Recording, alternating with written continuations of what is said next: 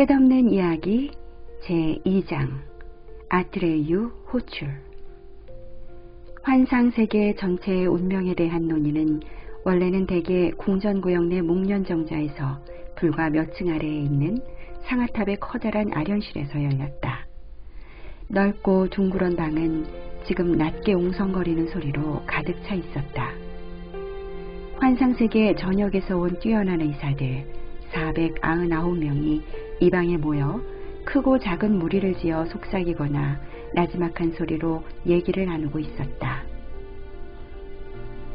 그들 모두 어린 여왕을 이미 진찰해 보았고 어떤 이들은 벌써 오래전에, 또 어떤 이들은 바로 최근에 누구나 나름대로의 의술로 여왕을 도우려고 노력했다.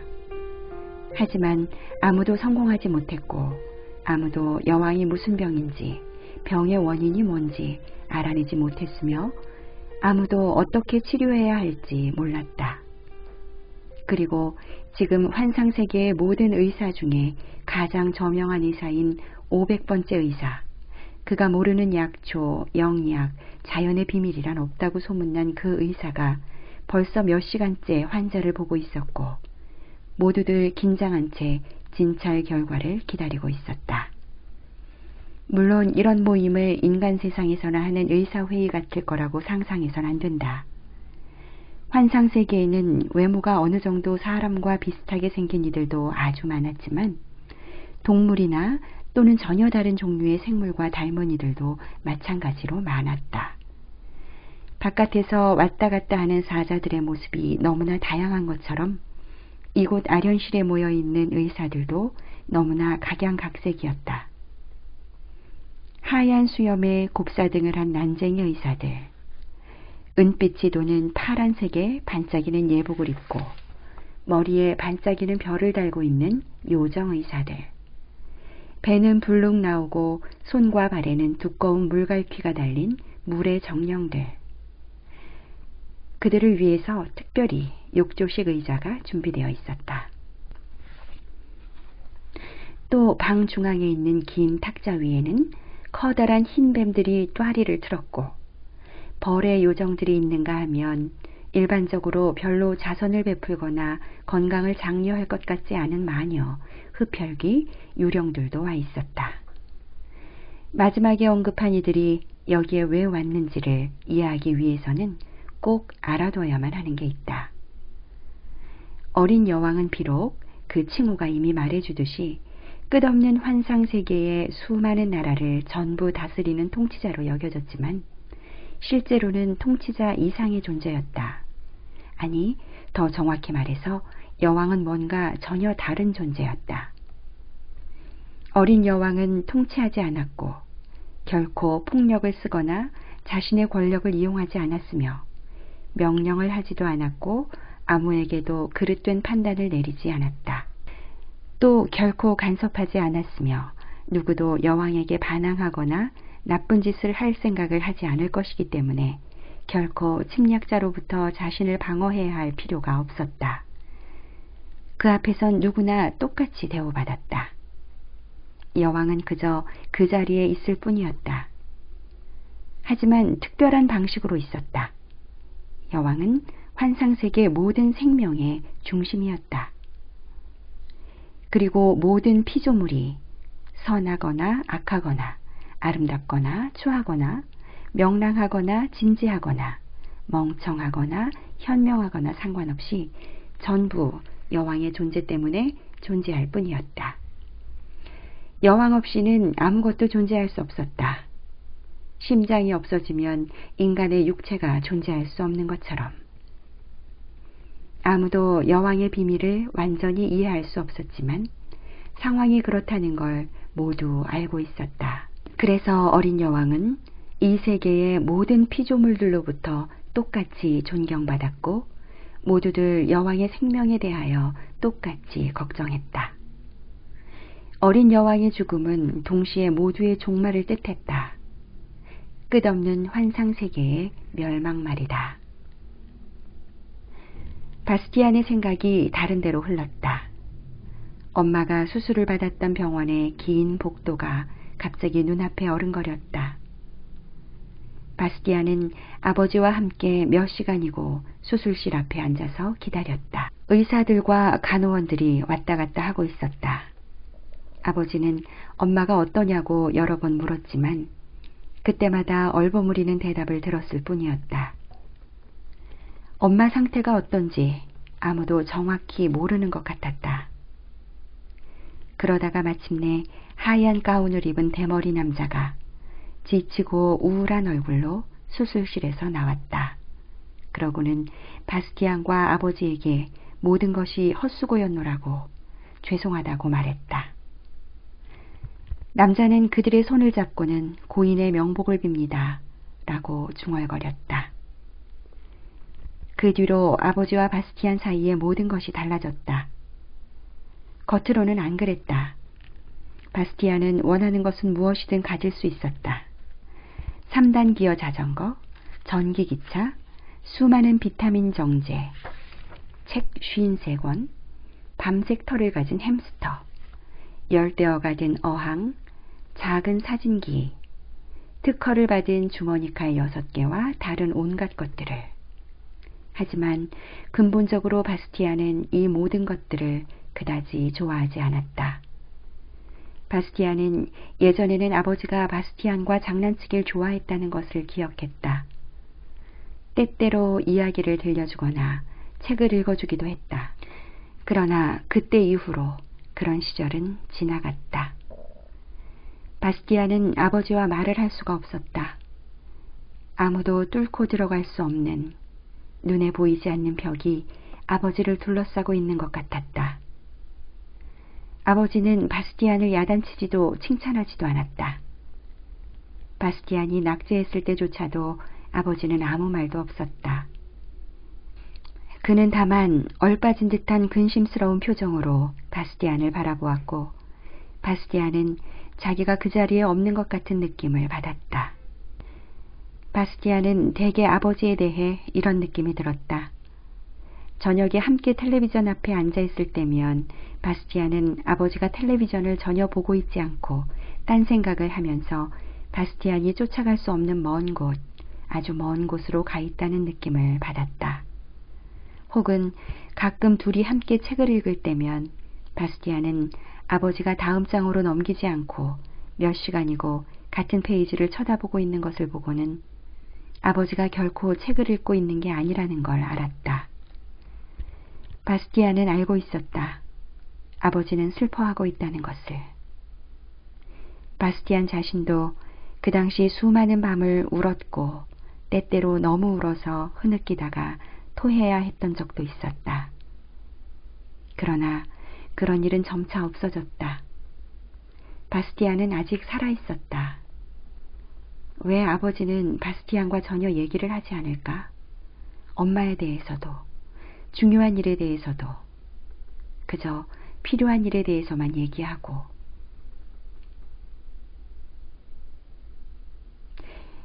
알 수만 있다면 좋겠군요. 붉은 불꽃 수염이 난 키 크고 비쩍 마른 불의 정령이 말했다. 여왕의 병이 도대체 뭔지 말입니다. 열도 나지 않고 어디 부어오른 데도 없고 발진도 아니고 염증이 생긴 것도 아니고 그냥 기운이 없어지는 것 같기만 하니 그 원인도 모르고 말이죠. 한마디씩 입을 뗄 때마다 그의 입에서는 작은 연기구름이 나와 어떤 모양을 만들었다. 마지막 말이 끝났을 때에는 물음표가 만들어졌다. 커다란 감자에다 여기저기 검은 깃털을 몇 개 꽂아놓은 것처럼 생긴 털 뽑힌 늙은 까마귀가 까웃거리며 말을 받았다. 그는 감기 전문 의사였다. 여왕은 기침도 안 하고 콧물도 안 나고 그러니까 의학적으로는 전혀 병이 아니지요. 까마귀는 부리에 걸친 큰 안경을 고쳐 쓰고는 둘러서 있는 이들을 도전적으로 바라보았다. 이것 하나만은 분명합니다. 뿔풍뎅이가 맹맹거렸다. 여왕의 병하고 환상세계 전역에서 온 사신들이 우리에게 전해준 끔찍한 일들 간에는 뭔가 비밀스러운 연관이 있다는 거죠. 오, 당신은 항상 어디에나 비밀스러운 연관이 있다고 그러는군요. 잉크맨이 비웃는 투로 끼어들었다. 그러는 당신은 잉크병 밖에는 절대로 내다보지 않습니다. 뿔풍뎅이가 화가 나서 윙윙거렸다. 동료 여러분, 기다란 흰색 가운에 파묻힌 볼이 움푹 들어간 귀신이 낮은 목소리로 말했다. 우리가 감정에 치우쳐서 개인적인 다툼을 하려는 게 아니지 않습니까? 그리고 무엇보다도 목소리 좀 낮추십시오. 이런 식의 비슷한 대화가 커다란 아련실 여기저기서 오갔다. 아마 이렇게 다양한 종류의 존재들이 서로 의사소통이 된다는 점이 놀라워 보일 수도 있을 것이다. 하지만 환상세계의 거의 모든 존재들은 최소한 2가지 언어를 구사할 수 있었다. 동물들까지도 말이다. 우선 같은 족속끼리만 사용하고 외지인은 이해하지 못하는 고유의 언어가 있었고, 둘째로 표준 환상어 또는 위대한 언어라고도 하는 공용어가 있었다. 누구나 표준 환상어를 자유롭게 구사했다. 비록 약간 독특한 방식으로 사용하는 자들도 더러 있긴 했지만. 갑자기 방 안이 조용해지더니 모두의 눈이 열리고 있는 커다란 날개문 쪽으로 향했다. 그 문으로 가장 유명하고 전설적인 의술의 대가 카이론이 들어왔다. 옛날에는 그를 켄타우로스라고 불렀다. 머리에서 엉덩이까지는 사람의 모습이고 나머지는 말의 몸을 하고 있었다. 그런데 카이론은 이른바 검은 켄타우로스였다. 그는 아주 먼 남쪽 지역 출신이었다. 그래서 사람인 부분은 흑단처럼 새까맸는데 머리카락과 수염만 희고 곱슬거렸다. 하지만 마린 엉덩이 아랫부분은 얼룩말처럼 줄무늬였다. 카이로는 골풀로 엮은 이상한 모자를 쓰고 있었다. 그리고 목에 걸린 사슬에는 한 마리는 밝고 한 마리는 어두운 뱀 2마리가 서로 꼬리를 물고 타원을 만들고 있는 그림이 그려진 커다란 황금 부적이 달려 있었다. 바스티아는 깜짝 놀라 책을 읽다가 멈추었다. 책을 덮고는 조심스럽게 책갈피에 손가락을 끼운 채 책 표지를 다시 한번 아주 자세히 살펴보았다. 표지에는 서로 꼬리를 물고 타원을 만들고 있는 뱀 2마리가 있지 않은가? 이 이상한 표시는 도대체 무엇을 뜻하는 걸까? 환상세계 주민이라면 누구나 이 메달이 무엇을 뜻하는지 다 알고 있었다. 이 메달은 어린 여왕의 위임을 받았고 마치 여왕 자신이 그 자리에 있는 것처럼 여왕의 이름으로 행동할 수 있는 자라는 표시였다. 비록 어떤 힘인지는 아무도 정확히 몰랐지만 이 메달이 그것을 걸고 있는 자에게 비밀스러운 힘을 준다고들 했다. 이름만은 누구나 다 알고 있었다. 아우린. 그러나 그 이름을 입에 담기 꺼려했던 많은 이들은 보석이라느니 반짝이는 것 혹은 간단하게 광채라고 불렀다. 그러니까 이 책도 어린 여왕의 상징을 지녔던 것이다. 웅성거림이 아련실을 메웠고 몇몇이 놀라서 내지르는 소리가 들렸다. 누군가가 이 보석을 맡은 것은 실로 오랜만의 일이었다. 카이로는 몇 번 발굽을 굴러 소란을 잠재우고는 낮은 목소리로 말했다. 친구들, 너무 놀라지 마십시오. 나는 그저 잠시 아우린을 맡았을 뿐이에요. 전달자일 뿐이죠. 곧 더 적합한 자에게 이 광채를 넘겨줄 겁니다. 긴장이 가득한 정적이 방 안에 퍼졌다. 나는 우리의 패배를 듣기 좋은 말로 축소할 생각이 없어요. 카이론이 말을 계속했다. 우리는 지금 아무런 대책이 없이 어린 여왕의 병환을 보고만 있는 형편입니다. 우리는 단지 여왕이 병이 남과 동시에 환상세계가 파괴되기 시작했다는 것만 알고 있어요. 더 이상은 모르지요. 의술로 여왕을 구할 수 있는지 그것조차도 모릅니다. 하지만 이럴 수도 있어요. 내가 이런 말을 입 밖에 냈을 때 여러분이 모욕감을 느끼지 않기를 바랍니다. 여기 모인 우리가 모든 지식과 모든 지혜를 다 가지고 있지 않을 수도 있다는 거죠. 이 끝없는 제국에 우리보다 현명하고 우리에게 조언을 해주고 도움을 줄 수 있는 그런 존재가 있었으면 하는 것이 나의 마지막 희망이자 유일한 희망입니다. 그렇지만 그런 이가 있다고 장담할 수는 없지요.